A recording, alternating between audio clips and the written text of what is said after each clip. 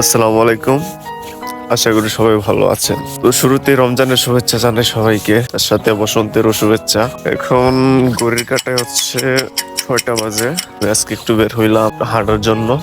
ভাবলাম যে সকালের পরিবেশটা আপনাদের সাথে একটু শেয়ার করি। তো চারিপাশে অনেক ঠান্ডা, ঠান্ডার আমেজ এখনো কাটে নাই। ঠান্ডা এখনো পুরোপুরি ভাবে যায় নাই, গরম পড়ে নাই। সকালে ভালোই ঠান্ডা লাগে। তো চারিপাশে ওদেরকে একটু দেখাই।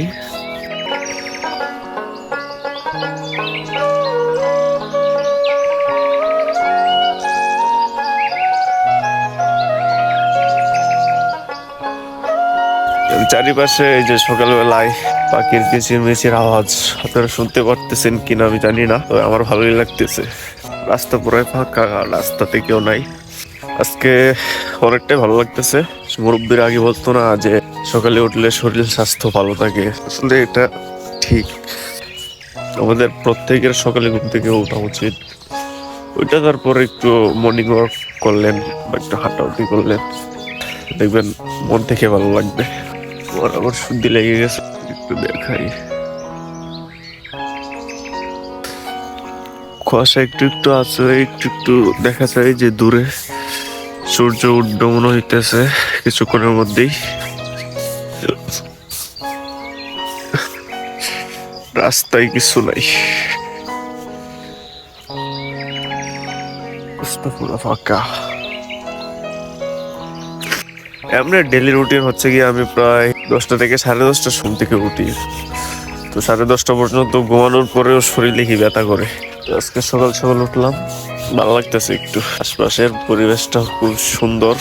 সবার উচিত সকাল সকাল ঘুম থেকে ওঠা। অল্প কিছুক্ষণের মধ্যে হয়তো সূর্য উদয় হবে। বাইরে বেশ ঠান্ডাও আছে।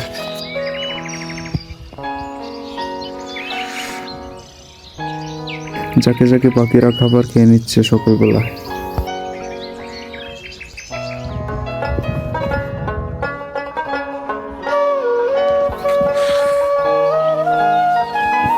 ভোরবেলায় দেখা গেল যে দু একজন আবার জমি প্রস্তুত করতে নেমে গেল। পানি দেওয়া জমি থেকে পাখিরা পোকামাকড় সংগ্রহ করতেছে।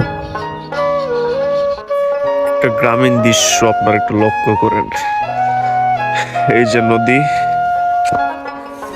এই যে নদী, এই যে রাস্তা, এই যে হচ্ছে গিয়া ফসলের ক্ষেত, আর এই যে হচ্ছে গিয়া সূর্য উদয় হইল। একটা সুন্দর এক গ্রামীণ পরিবেশ। সকালের পরিবেশটা আসলে অনেকটাই স্বচ্ছ। এই যে হচ্ছে গিয়ে খেয়া ক্ষেত, এটা এটা হচ্ছে গিয়া হচ্ছে কি জানি বলে, কেস। হ্যাঁ, এর ক্ষেত হচ্ছে এটা, আর এটা হচ্ছে খিরা, আর এটা হচ্ছে গিয়ে ডাটা। আমরা এই রমজান মাসে সব রোজাগুলো রাখবো, 5 ওয়াক্ত নামাজ পড়বো। কারণ 12 মাস, 11 মাস তো অনেক পাপ টাপ করি, তো একটা মাস একটু কম পাপ করলাম। রমজান মাসে রোজা রাখবো, নামাজ পড়বো, আল্লাহর কাছে দোয়া করব। বাকি 11টা মাস যাতে আল্লাহর ইবাদত করে কাটাইতে পারি। সবার কাছ থেকে বিদায় নিলাম। আল্লাহ হাফেজ, দেখা হবে আগামী ভিডিওতে ইনশাল্লাহ।